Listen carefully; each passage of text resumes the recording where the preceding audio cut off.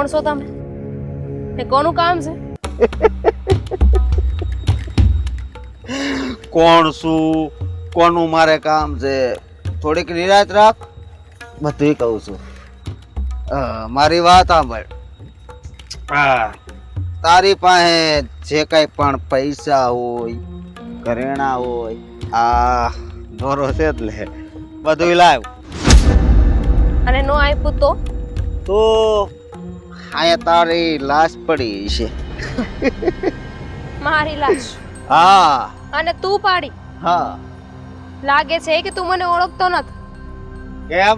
તું કાઈ રાજા મહારાજાની દીકરી છે? હે? તને મારવા માટે છે ને કે તને સબક શીખવાડવા માટે મહારાજાની દીકરી હોવું જરૂરી નથી. હા. પણ છતાંય તું એટલું કહે છો ને તો સાંભળ. રામપર ગામ સાંભળું છું. ત્યાંના સરપંચની દીકરી છું, મીઠી.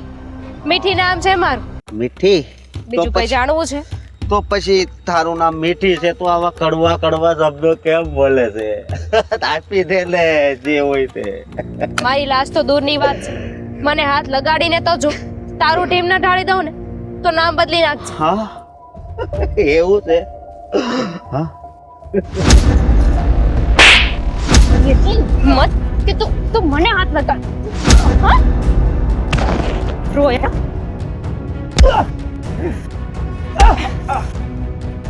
આજે વચ્ચે આવ્યો ને એ આવ્યો, બીજી વાર છે ને વચ્ચે નહીં આવતો. મીઠી નામ છે મારું.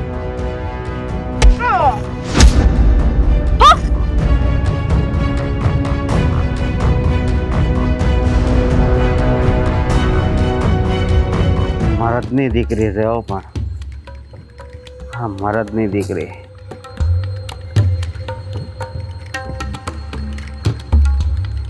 શું થયું? અરે હું કહું તમને, આ રામપર ગામ છે ને, હા એ સરપંચની દીકરી, હા એની ઉપર મારું દિલ આવી ગયું છે.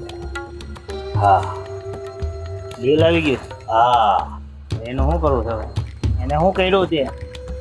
એને મેં મારું દિલ દઈ દીધું છે, પણ હજી એને મને એનું દિલ નથી આપ્યું. એટલે હું એમ થોડી આપે. એમ નો આપે. નો જ આપે ને. અરે તું તો મને ઓળખ જ છો ને. હા ઓળખું જ છું. તો પછી ભલે મારા લગ્ન થઈ ગયા હોય પણ હું એવું નામ આપ્યું હતું મીઠી. મીઠી આરે જ હવે તો લગ્ન કરીશ. મીઠી તો તારે લગ્ન નહીં કરે. કેમ? મીઠી લગ્ન કરે જ નહીં ને, સરપંચની દીકરી છે. અરે પણ હું જેને પ્રેમ કરું ને એને મારું તો આવું જ પડે. નગર પછી તને મારી ખબર છે ને કે નથી ખબર? નથી ખબર. તું હજી નવો છે ને એટલે તને નથી ખબર. બાકી મારી પાસે જેટલા માણસો હતા ને બધાને મારી ખબર હતી. સમજો. હવે હાલ તો આગળ જાવી, કોક આવે તો લૂંટવી.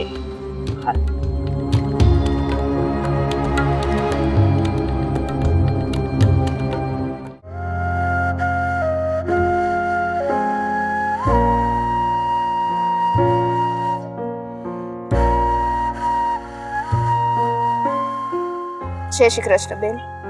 જય શ્રી કૃષ્ણ. ઓળખાણ ન પડી, તમને જોયા નથી મેં કોઈ દી. બાપુનું કામ છે, બોલાવી દઉં?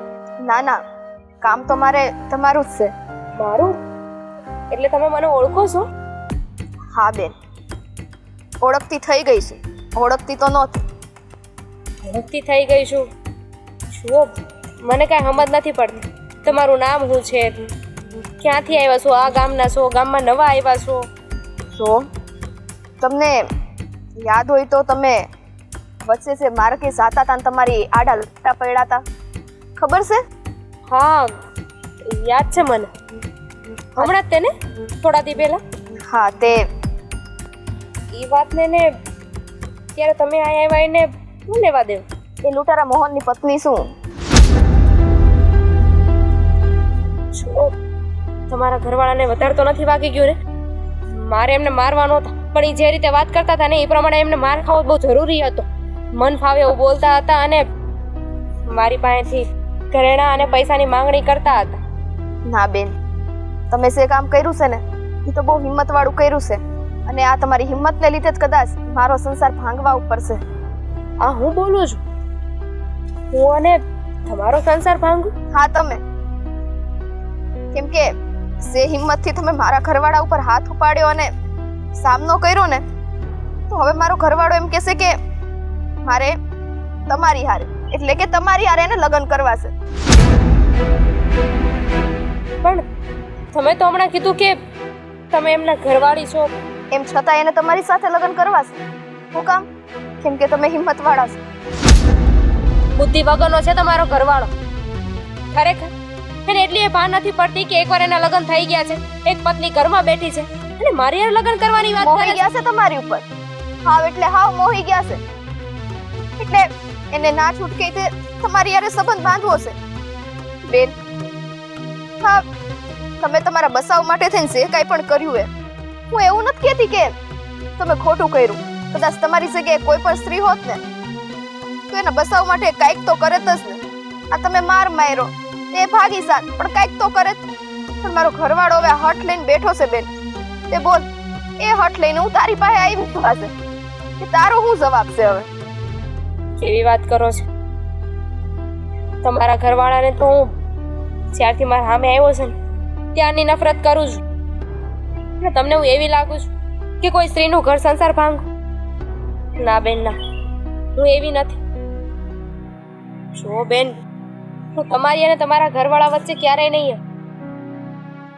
મારાથી અજાણતા કઈ ભૂલ થઈ ગઈ હોય ને તો મને માફ કરી દો. હું બે હાથ જોડું છું બેન. ઘણી મહેરબાની તમારી કે આ કળિયુગના સમયમાં તમે આટલું સમજા. બાકી અત્યારના સમયમાં તો છે ને, લોકો કેમ ઘર ભાંગે ને લોકોના કેમ ઘર ભંગાય, બસ માણસો એ જ વિચાર કરતા હોય છે. એટલે બે હાથ જોડીને તમારો ધન્યવાદ કરું છું. હાથ ન જોડ. તમને તો ખબર જ છે ને કે મારા બાપુ કોણ છે. જો હું એવું કાંઈ કરું ને તો એમની ઇજ્જત જાય. અને પહેલેથી મને એક જ વાત શીખવવામાં આવી છે, બટ વચન અને મોહ ક્યારેય ન જાવું જોઈએ. જુઓ, તમે હાવ નિરાશ થઈ જાઓ અને શાંતિથી ઘરે જાઓ. હું છું ને, હાવ હારાવાના થઈ જા. સારું તે બેન, પણ આ બધી વાત છે ને તમે બહુ તમારા મનમાં ના લેતા હો ને. હું જાઉં છું. રામ રામ.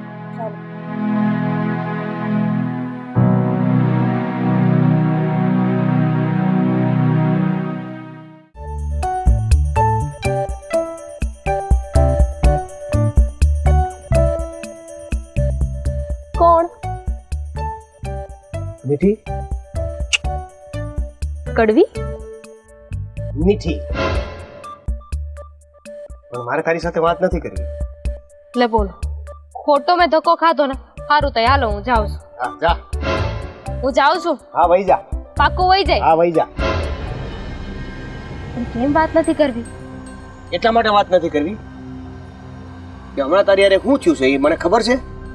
હમણાં કાંઈ નથી થયું. હમણાં ત્યાં રસ્તામાં હું હાલી આવતી હતી તમને મળવા.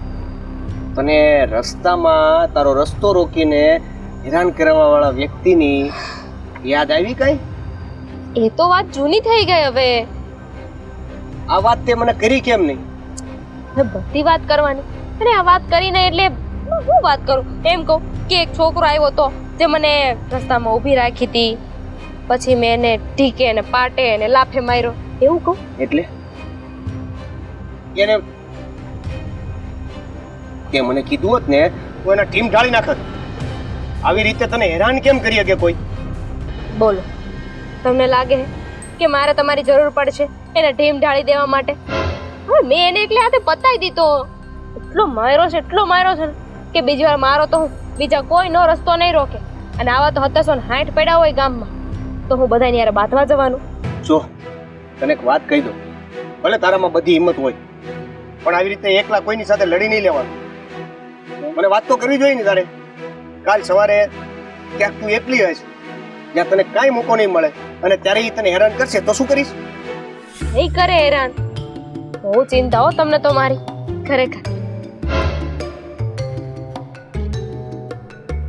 ખબર છે કે તું મરદ છો હે એટલે તું ગમે એને પોગી જાય એમ છો.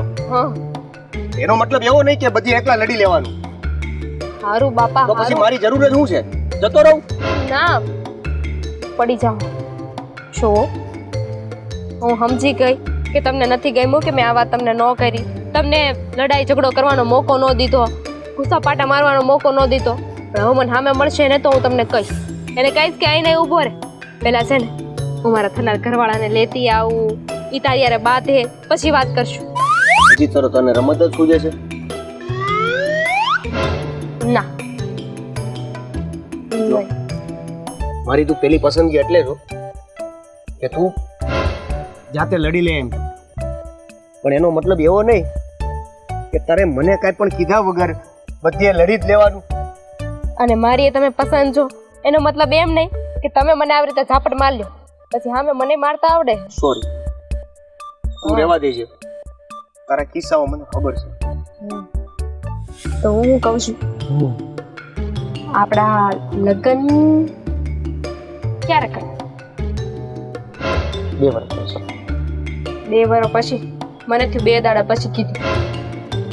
હાલ અત્યારે જ કરી આવી, બહુ ઉતાવળ હતો. હાલ. ના ના ના ના, એમ તો મારા ઘણા સપના છે કે હું દુલ્હનની જેમ તૈયાર થાવ, પછી તમે ઘોડા ઉપર બેસીને આવો, પછી મને લઈ જાઓ. એમ? ખરેખર? ખરેખર. તો પછી મારે ઘોડો લેવો પડશે. હે? હા, એને મોટો કરવો પડશે, એને સમજાવવું પડશે, રોજ એને મારા ઘરેથી તારા ઘર સુધી લઈને આવવો પડશે. ત્યારે એને મારી જ્યારે વરરાજોની જાન નીકળે ત્યારે એ ઘોડા ઉપર બેઠો છે, હું ઘોડા ઉપર બેઠો છે ને ઘોડો ઓટોમેટિક હાલતો હાલતો હાલતો હાલતો એના ભાભીના ઘરે આવશે. બોલ તું. હા મળીએ પછી તો આપણે. હું મળીએ પછી. હવે હું શું કહું છું, મારી વાત સાંભળ. આપણે આવી રીતે મળીએ છીએ, પછી બીકના માર્યા પાછા છૂટા પડી જાય છે, તો તું બાપુને વાત કરી ને તારી.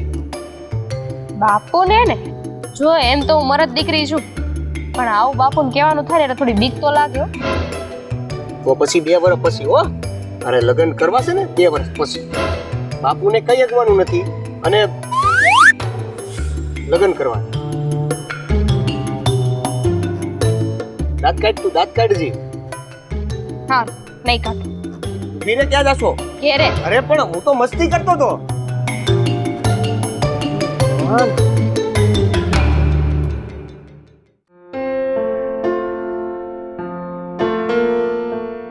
બોલો ને મુખી બાપા. રામ રામ. રામ રામ. બેહો. અરે મુખી બાપા, ક્યાં તમે ને ક્યાં અમે? અરે બેહો.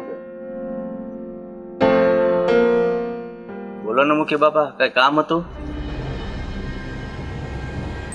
માવજીભાઈ, તમારો દીકરો મોહન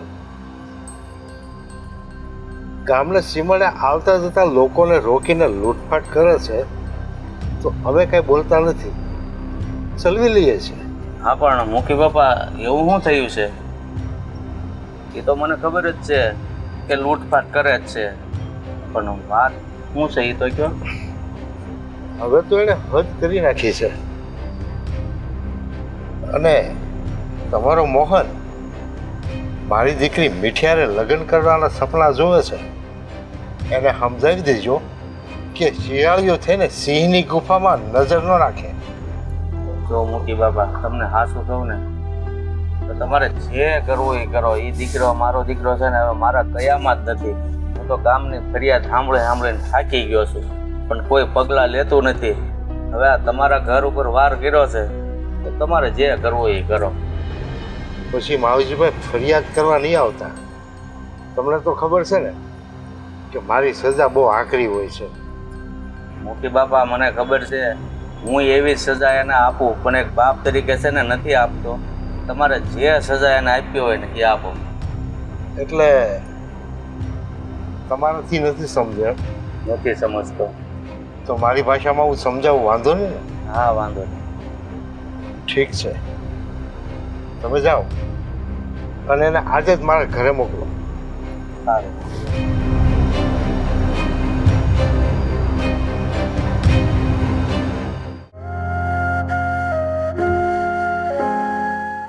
હમણાં મજૂરને તું સાચવતી નથી? કોણે કીધું બાપુ? એવું કહેતા હતા કે પેલા મુકી બાપા સમયસર ચા આવી જતી હતી, જમવાનું આવી જતું હતું, ને હમણાં કઈ ઠેકાણા નથી. બાપુ તમને તો ખબર છે ને કે હમણાં કામ જ એટલું વધી ગયું છે ને એટલે કાંઈ મેળ નથી રહેતો. અને આ મજૂર લોકો હોય તે ક્યારેક છે ને 10 લોકો આવી ગયા હોય તો ક્યારેક 15 આવી જાય છે, તો પછી એમાં મારો શું વાંક છે? બેટા, બીજા બધા કામ પડતા મૂકી અને આપણા ખેતરમાં જે દિવસ રાત પરસેવો પાડતા હોય ને એનું ધ્યાન પહેલા રાખવાનું. હા બાપુ, હવે ધ્યાન રાખીશ બસ. કારણ કે તમને તો ખબર છે કે આ તમારી સામે દલીલ કરતા મને ક્યારેય નહીં આવડે. તું અહીંયા? હા, હું અહીંયા. તારી એટલી હિંમત કે મારી દીકરી પર નજર બગાડે? માફ કરજો મુખી બાપા, આ તમારી દીકરી મીઠીની મર્દાનગી પર મારું મન આવી ગયું હતું, એટલે હવે કાં તો હું એની હારે લગ્ન કરીશ અને કાં મરી જઈશ.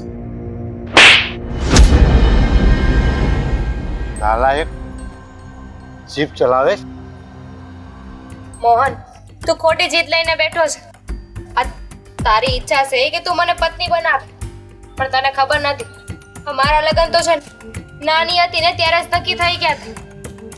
પણ છતાંય તારી એટલી બધી ઈચ્છા હોય ને તો હું તારી બનવા માટે રાજી છું. અરે શું વાત કરે છો? હા બાબા, પણ તારી પત્ની નહીં, તારી બેન. હું તારી બેન બનવા માટે રાજી છું. અરે કાંઈ વાંધો નહીં. જો આવી મરદ દીકરી જો કોઈ પણ સંબંધ મારી હારે નિભાવે ને તો મને મંજૂર છે. હું તારો ભાઈ બનવા તૈયાર છું. તો હાલ પછી રાખડી બાંધી દઉં તને. હાલ બેન.